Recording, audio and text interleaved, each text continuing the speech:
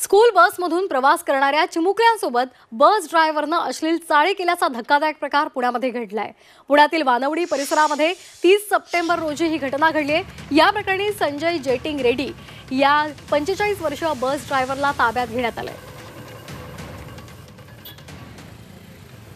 आता हे पहिल्यांदाच त्यांचं म्हणणं आहे। आता सविस्तर CWC च्या समोर त्यांचे स्टेटमेंट घेता येईल। तसेच त्यांचे मेडिकल केल्यानंतर पुन्हा आम्ही सविस्तर जबाब घेतील। त्यांच्यामध्ये आधी पण घडले का ते आमच्याकडे काल तक्रार देताना पहिल्यांदा घडले असे त्यांचं म्हणणं होते।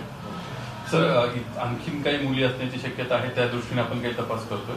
आता आम्ही तपास काल दाखल झाले, आता तपासच्या दृष्टीने ते पण विचारत आहे। शाळामध्ये सुद्धा विचारत आहे ते असे काही तक्रार आले का, आधी असे प्रकरण घडले का, हे पण आम्ही चौकशी करत आहे। आरोपीला फक्त काय आता डिटेल ताब्यात आहे की अटक आहे? अटक केलेली आहे। कुठला त्याच्यावरती कलम लावले?